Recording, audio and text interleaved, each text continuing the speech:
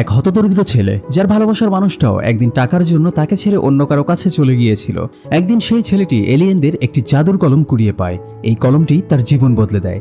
এই কলম দিয়ে সে যা কিছু আঁকে তাই বাস্তবে পরিণত হয়ে যায়। একটা সময় হতদরিদ্র সেই ছেলেটি হয়ে যায় শহরের সবচেয়ে ধনী ব্যক্তি।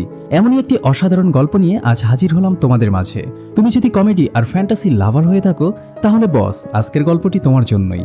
তাহলে চলো কথা না বাড়িয়ে মূল গল্প শুরু করা যাক। গল্পটি শুরু হয় হুয়ান নামের এক গরিব ও সংগ্রামী তরুণকে নিয়ে, যে নিজের অ্যাপার্টমেন্টের ভাড়াও ঠিকমতো পরিশোধ করতে পারে না। সে একজন চিত্রশিল্পী হিসেবে কাজ করে। যদিও তার আঁকা ছবি থেকে কিছু টাকা আসে, তবে তা ছিল খুবই সামান্য। আমরা দেখি সে রাস্তায় বসে এক সুন্দরী মেয়ের ছবি আঁকছে। ছবি শেষ হলে মেয়েটি অভিভূত হয়ে যায় তার শিল্পকর্ম দেখে। কিন্তু হুয়ান ঠিক তখনই আরেকটি ছবি আঁকা শুরু করতে যাচ্ছিল। এমন সময় সেখানে একটি বিলাসবহুল গাড়ি এসে থামে। গাড়ির ভেতরে বসে আছে গ্রামের সবচেয়ে ধনী ব্যক্তি লি চ্যাং। হুয়ান অবাক হয়ে দেখে তার পাশে বসে আছে তার পুরনো প্রেমিকা মাসাসা। লি চ্যাং ইচ্ছাকৃতভাবেই হুয়ানকে তখন অপমান করে। সে তার দিকে টাকা ছুড়ে দিয়ে বলে, এই নাও, তোমার আজকের সারাদিনের উপার্জন হয়ে যাবে। তারপর সে উচ্চস্বরে হেসে ওঠে। লোকটির এমন আচরণে হুয়ান ভীষণ লজ্জিত হয় এবং দ্রুত তার জিনিসপত্র গুছিয়ে সেখান থেকে চলে যায়। হুয়ান তার রাগ সামলাতে না পেরে তার গাড়ির উপর লাথি মারে, আর সঙ্গে সঙ্গে তার গাড়ির কলকবজা আলাদা হয়ে যায়। পরে হুয়ান ফিরে আসে তার গ্রামের দিকে।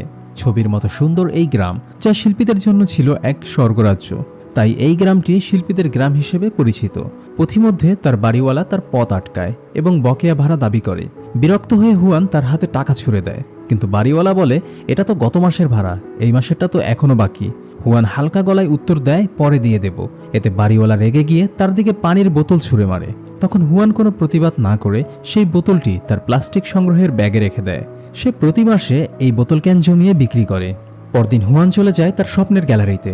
তার দৃঢ় বিশ্বাস একদিন তার আঁকা চিত্রকর্ম এখানে প্রদর্শিত হবে। প্রতিদিনের মতো সে গ্যালারির মালিকের কাছে যায় এবং তাকে অনুরোধ করে সে যেন তাকে একটা সুযোগ দেয়। এমনকি হুয়ান তার হাতে কিছু টাকাও দেয়। লোকটি তখন হেসে বলে, এই টাকায় তো 1 বর্গমিটার দেয়ালেরও ভাড়া হবে না। তিনি সোজা সিঁড়ি বেয়ে ওপরে উঠে যান। হুয়ান তার পেছনে পেছন ছুটে যায় এবং অনুরোধ করে বলে, আমার পেন্টিং আগের থেকে অনেক উন্নত হয়েছে। এমনকি আমার প্রেমিকা তিয়ানো বলেছে আমার ছবি এখন অনেক ভালো। একথা শুনে গ্যালারির মালিক হাসতে শুরু করে, কারণ তিয়ান ছিল একজন দৃষ্টি প্রতিবন্ধী মেয়ে। সে চোখের সমস্যার কারণে বহু বছর আগে তার দৃষ্টিশক্তি হারিয়েছে। গ্যালারির মালিক তখন ঠাট্টা করে বলে, তুমি তোমার অন্ধ প্রেমিকার কথার উপর ভরসা করছো, তুমি পুরো পাগল হয়ে গেছো। এরপর তিনি হুয়ানকে অপমান করার জন্য একটি আলুর ছবি দেখিয়ে বলে, এটা দেখো, আমি যখন এটা দেখি আমার সত্যি খিদে পায়। এতটাই বাস্তব দেখায় এই ছবিটা। হুয়ান শুনে হতবাক হয়ে যায়, কিছু বলার ভাষা খুঁজে পায় না। এদিকে তিয়ানের একমাত্র কাজ হলো মেসেজ থেরাপিস্ট হিসেবে কাজ করা, কারণ তার চোখে না দেখার কারণে এই কাজ ছাড়া অন্য কোনো কাজ তার কপালে জোটে না। দুর্ভাগ্যজনকভাবে এই পেশাতে তাকে অনেক হয়রানির মুখে পড়তে হয় এবং অনেকেই তার অন্ধত্বের সুযোগ নেয়। একদিন হুয়ান দেখে দুটো লোক তিয়ানের সাথে অশোভন আচরণ করছে। হুয়ান তখন প্রতিশোধ নেয়। যেভাবে তারা তিয়ানের গায়ে ব্যাট টাচ করেছিল ঠিক একইভাবে সে ওই লোক দুটোর গায়েও টাচ করে এবং তাদের বলে, এখন তো বুঝতে পারছো যে এই মেয়েটা প্রতিদিন কি সহ্য করে। হুয়ান আশা করেছিল তারা অনুতপ্ত হয়ে তাদের ভুল স্বীকার করবে, কিন্তু ওই লোক দুটো তা না করে হুয়ানকে এমন কেলান কেলায় যে তার মুখের মানচিত্রই চেঞ্জ হয়ে যায়। পরে হুয়ান তিয়ানকে নিয়ে তার অ্যাপার্টমেন্টে চলে যায়। হুয়ান তখন প্রেমিকার সামনে হিরো সাজার জন্য বলে, আমি ওদের কাউকে ছাড় দেইনি, একদম পিটিয়ে আলু ভর্তা করে দিয়েছি। তিয়ান বলে, হ্যাঁ আমিও শুনেছি ওই দুষ্ট লোকগুলোর চিৎকার, তোমার হাতে মার খেয়ে তারা ব্যথায় কাতরাচ্ছিল। আসলে সে বুঝতে পারেনি যে চিৎকার করেছিল হুয়ান নিজেই। এবার হুয়ান তাকে চমকে দিয়ে একজোড়া জুতা উপহার দেয়। তিয়ান জুতাগুলো অনেক পছন্দ করে। এরপর তারা একসাথে কিছুক্ষণ নাচে। বেচারা যন্ত্রণায় কাতরাচ্ছিল, কিন্তু প্রেমিকার সামনে তা প্রকাশ করতে পারছিল না। হুয়ান ধীরে ধীরে তিয়ানের মুখের দিকে একটু ঝুঁকে পড়ে। আসলে সে চাচ্ছিল তিয়ানকে লিপ কিস করতে। হঠাৎ তিয়ান রুমে অন্য কারো উপস্থিতি টের পায়। সে জিজ্ঞেস করে, এখানে কে আছে? হুয়ান তাড়াতাড়ি বলে, সে আমার ঘনিষ্ঠ বন্ধু, তার বাড়িওয়ালা তাকে বাসা থেকে বের করে দিয়েছে, তাই এখন আমার সাথে আছে। এরপর সে তার বন্ধুকে বলে চোখ বন্ধ করে রাখতে, কিন্তু তিয়ান প্রচুর অস্বস্তি বোধ করে এবং সেখান থেকে চলে যায়। পরে হুয়ান ও তার বন্ধু ছাদে গিয়ে দুষ্ট পানি পান করে। তারা এতটাই মাতাল হয়ে যায় যে একদম অজ্ঞান হয়ে পড়ে। ঠিক তখনই হঠাৎ করেই তাদের মাথার ওপর বিশাল এক মহাকাশ যান এসে হাজির হয়। হুয়ানের তখন ঘুম ভেঙে যায়, আর চোখের সামনে এমন কিছু একটা দেখতে পেয়ে সে হতবাক হয়ে যায়। সে তখন তার বন্ধুকে জাগানোর অনেক চেষ্টা করে, কিন্তু সে ছিল একদমই অচেতন। মহাকাশ যানটি পুরো মহল্লার উপর ভেসে থাকে। হুয়ান লুকিয়ে লুকিয়ে ব্যাপারটা কি তা দেখতে শুরু করে। সে দেখতে পায় কার্টুনের মতো দেখতে একটি মেয়ে এলিয়েন সেই স্পেসশিপ থেকে বেরিয়ে এসেছে। একটু পরেই সেই মেয়ে এলিয়েনের ইশারায় সেখানে আরো দুজন এসে হাজির হয়। দেখে মনে হয় তারা এখানে কোনো কিছু খোঁজার জন্য এসেছে। হুয়ান এই দৃশ্য সবাইকে দেখানোর জন্য তার মোবাইলে ছবি তুলতে যায়, কিন্তু ভুলবশত তার মোবাইলের ফ্ল্যাশটি তখন অন হয়ে যায়। ফলে এলিয়েনরা তাকে দেখে ফেলে এবং মুহূর্তেই সেই স্পেসশিপ সহ তারা উধাও হয়ে যায়। কিন্তু যাওয়ার সময় তারা সেখানে কিছু একটা ফেলে যায়। হুয়ান দ্রুত সেই জিনিসটি কুড়িয়ে নেয় এবং বুঝতে পারে যে এটা একটা কলম। পরদিন সকালে ঘুম থেকে ওঠার পর হুয়ান ভেবেছিল সে হয়তো স্বপ্ন দেখছে, কিন্তু একটু পরেই তার সবকিছু মনে পড়ে যায়। এরপর হুয়ান যখন তার বন্ধুকে গতরাতের ঘটনা বলতে যাচ্ছিল, ঠিক তখনই তাকে অবাক করে দিয়ে তার বন্ধু গতরাতের সমস্ত ঘটনা তাকে বিস্তারিত বলতে শুরু করে। এসব শুনে তো হুয়ান অবাক হয়ে যায়। সে ভেবেছিল হয়তো তার বন্ধুও সবকিছু দেখেছিল, কিন্তু তার বন্ধু জানায় সে আসলে কিছুই দেখেনি। আসলে ঘুমের মধ্যে হুয়ান বিড়বিড় করে এই সবকিছু আওড়াচ্ছিল। পরে আরও জানা যায় সবার আগেই হুয়ান সেই 3 এলিয়েনের ছবি এঁকে রেখেছিল, যা দেখে তার বন্ধু বলে এই সবকিছুই তোমার মনের কল্পনা। হুয়ান হাল ছেড়ে দেয়। সে ভাবতে থাকে কেউ হয়তো তার কথা বিশ্বাস করবে না, তাই সে রাস্তায় গিয়ে আবারও মানুষের ছবি আঁকতে শুরু করে। হঠাৎ তার রং শেষ হয়ে যায়। সে নতুন রং খুঁজে পাচ্ছিল না। তখন তার চোখে পড়ে এলিয়েনের সেই কলমটি। সে সিদ্ধান্ত নেয় এই কলমটা ব্যবহার করেই বাকি কাজটুকু সম্পন্ন করবে। প্রথমে সে একটি আলাদা কাগজের রাফ স্কেচ করে নেয়। তখনই সেখানে অলৌকিক কিছু একটা ঘটে যায়, কারণ হুয়ান যাই আঁকে তাই বাস্তবে রূপান্তরিত হয়ে যায়। এটা দেখে সে বিস্ময়ে হতবাক হয়ে যায়। ব্যাপারটা কি সত্যিই ঘটছে নাকি সেটা পরীক্ষা করার জন্য এবার সে একটি আপেল আঁকে। আশ্চর্যজনকভাবে তার আঁকা সেই আপেলটিও বাস্তবে রূপান্তরিত হয়ে যায়। সে আপেলটা খেয়ে বুঝতে পারে স্বাদ একদমই ঠিকঠাক আছে, তার মানে এটা সত্যিকারের আপেল। কলমের এমন অলৌকিক ক্ষমতা দেখে সে খুবই এক্সাইটেড হয়ে যায় এবং সেই আপেলটি তার পকেটে রেখে দ্রুত বাড়িতে চলে যায়। তার বিশ্বাস এবার তার বন্ধু তার কথা বিশ্বাস করবে, তাই সে ওই আপেলটি তার বন্ধুকে দেখিয়ে বলে আমি এটা এঁকেছি আর এটা জীবন্ত হয়ে গেছে। কিন্তু তার বন্ধু তার কথা একদমই বিশ্বাস করছিল না। সে বাকি আপেলটা খেয়ে ফেলে এবং বলে ভাই তুই কি বাজে কথা বকছিস, পাবনা মেন্টাল হসপিটালে সিট খালি আছে, সেখানে গিয়ে ভর্তি হয়ে যা। তখনই প্রমাণ করার জন্য হুয়ান একটি সোনার বার আঁকে, কিন্তু অবাক করা বিষয় এবার সেটা সাথে সাথে বাস্তব হয় না। তার বন্ধু তখন বিরক্ত হয়ে ছবিটি জানালা দিয়ে ছুঁড়ে ফেলে। হঠাৎ বাইরে থেকে এক বৃদ্ধ লোকের চিৎকার শোনা যায়, কারণ ছবিটি তার মাথায় পড়েছিল। লোকটা ভীষণ রেগে তাদেরকে উদ্দেশ্য করে গালাগাল করছিল আর বলছে কোন হারামজাদা ইট ছুঁড়েছে আমার মাথায়। কিন্তু এরপর সে দেখতে পায় মাটিতে একটি সোনার বার পড়ে আছে। তখন বৃদ্ধ লোকটি চুপচাপ সোনার বারটি পকেটে ঢুকিয়ে সেখান থেকে কেটে পড়ে। এই ঘটনা দেখার পরে হুয়ানের বন্ধু এখন হুয়ানকে পুরোপুরি বিশ্বাস করতে শুরু করে। সে হুয়ানকে বলে আরো বড় একটি সোনার বার আঁকার জন্য। বিশাল এই সোনার বারটি যখন বাস্তবে হাজির হয়ে যায় তখন তারা দুজনেই চমকে যায়। যেহেতু তারা একটা ছোট ঘরে থাকে তাই তারা ডিসিশন নেয় তারা একটা বড় প্রাসাদ আঁকবে। সিদ্ধান্ত অনুযায়ী হুয়ান সেই প্রাসাদ আঁকার কাজ শুরু করে দেয়, আর এক মুহূর্তেই সেই প্রাসাদ শহরের মাঝখানে এসে হাজির হয়। মানুষ বিস্ময়ে হতবাক হয়ে যায়। পুলিশও সেখানে এসে পড়ে, তারাও হতবাক। তারা বলে আমরা মাত্র 5 মিনিট আগেও এখানে ছিলাম, এইটুকু সময় কে এমন প্রাসাদ বানালো। পুলিশ প্রাসাদের গেট খোলার চেষ্টা করে। তখনই হুয়ান ও তার বন্ধু বুঝতে পারে তারা একটা বড় ভুল করে ফেলেছে। তখন তারা চেষ্টা করে ওই ছবিটা মুছে ফেলার জন্য, কিন্তু কিভাবে সেটা করবে তা বুঝতে পারছিল না।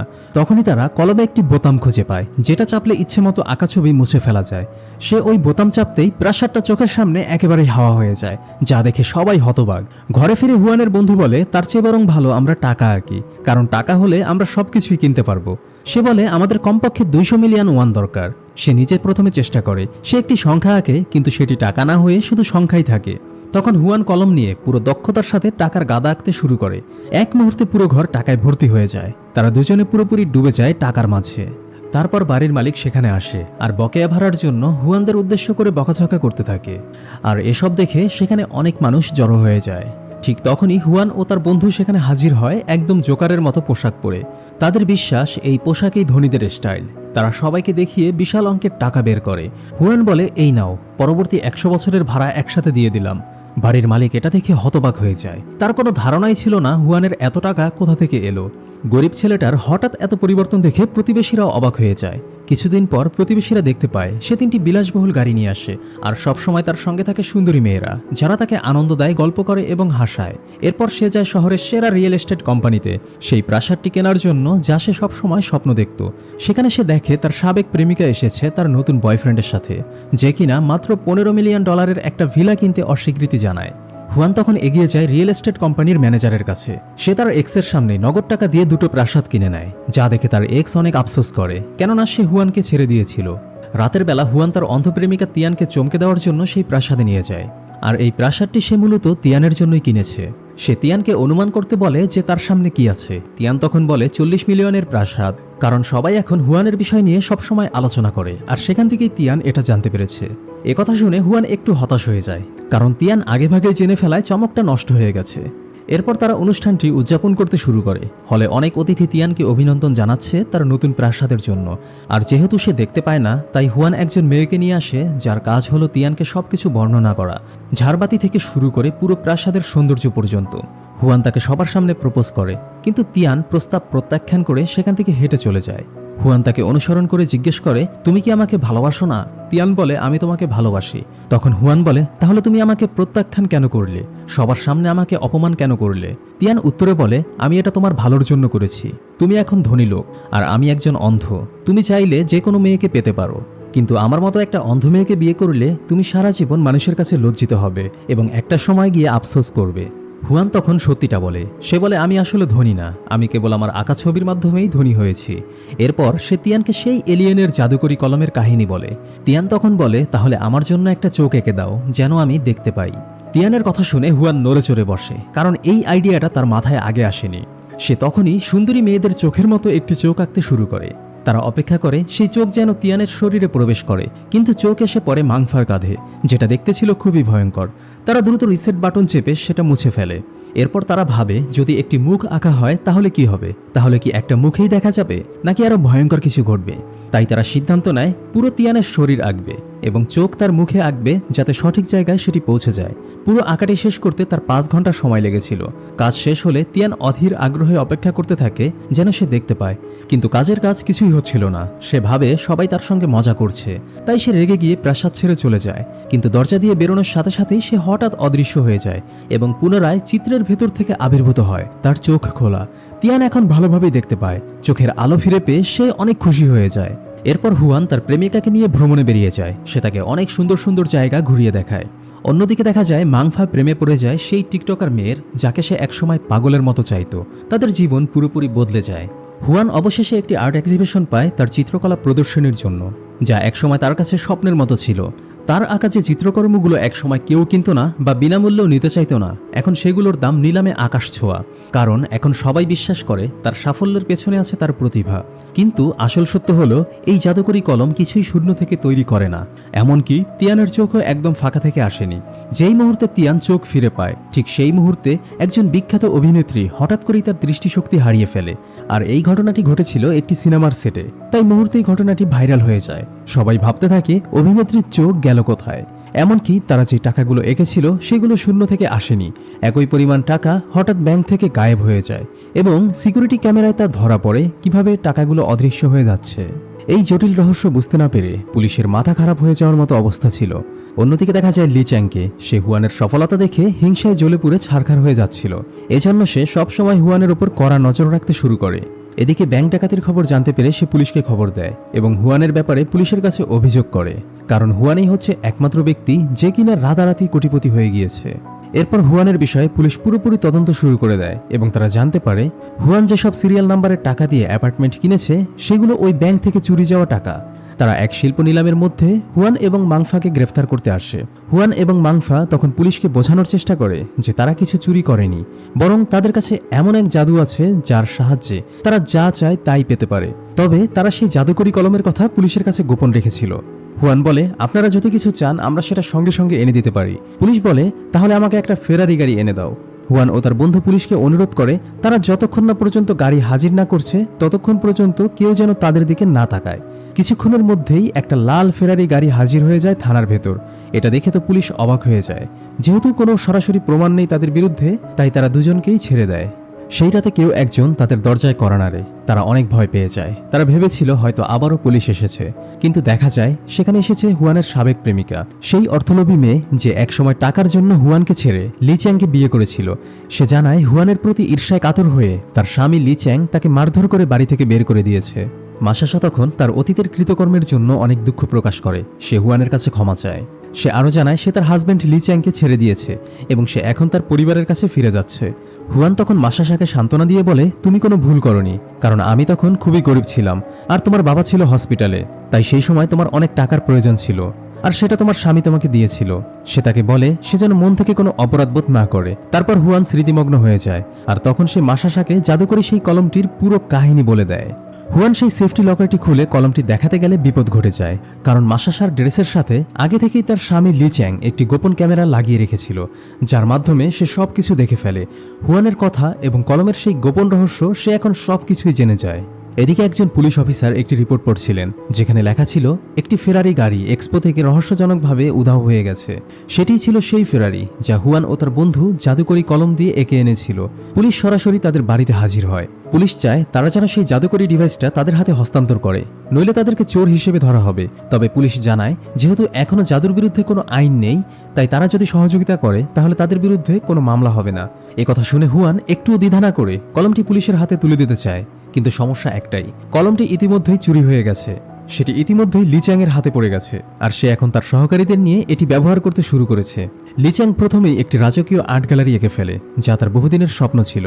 এরপর সে রাজকীয় পোশাক ও একটি প্রাচীন রাজপ্রাসাদ আঁকে, যেটি ছিল চীনের ঐতিহাসিক প্রাসাদগুলোর মতো। এরপর সে নিজের স্ত্রীকে বেঁধে রেখে নির্যাতন শুরু করে দেয়, এমনকি সে একটি ম্যাগাজিন কভারে থাকা একটি সুন্দরী মেয়ের ছবি আঁকে। তারপর সেই মেয়েটি বাস্তবেই তার সামনে হাজির হয়ে যায়। এখন লি চ্যাং সেই মেয়েটিকে বিয়ে করার পরিকল্পনা করে। এখানে আসার আগে মেয়েটি একটি সুন্দরী প্রতিযোগিতায় অংশ নিচ্ছিল। হঠাৎ করেই সে স্টেজ থেকে উধাও হয়ে যায়, আর হঠাৎ করেই এই সুন্দরী মডেল গায়েব হয়ে যাওয়ার বিষয়টি তদন্ত করতে করতে পুলিশ শেষ পর্যন্ত লি চ্যাং পর্যন্ত পৌঁছে যায়। পুলিশ তখন লি চ্যাংকে অনেক করে বোঝায় সে যেন ওই কলমটি তাদেরকে ফিরিয়ে দেয়। পুলিশ বলে এই কলমটি কোনো জিনিসপত্র শূন্য থেকে সৃষ্টি করে না, বরং সে অন্য কোথাও থেকে চুরি করে নিয়ে আসে। কিন্তু লি চ্যাং পুলিশের কথায় কোনো পাত্তাই দিচ্ছিল না, কারণ তার দাবি সে কোনো অন্যায় করছে না, সে শুধুমাত্র ছবি আঁকছে। তখন লি চ্যাংয়ের এক সহকারী তাকে পরামর্শ দেয় তারা এই কলমটি ব্যবহার করে একটি নতুন গ্রহ এঁকে ফেলবে, যেন তারা পুলিশের হাত থেকে সহজেই পালিয়ে গিয়ে সেখানে থাকতে পারে।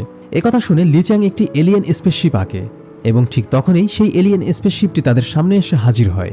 স্পেসশিপ থেকে এলিয়েনরা নেমে আসে। তারা ভয়ঙ্কর রেগেছিল।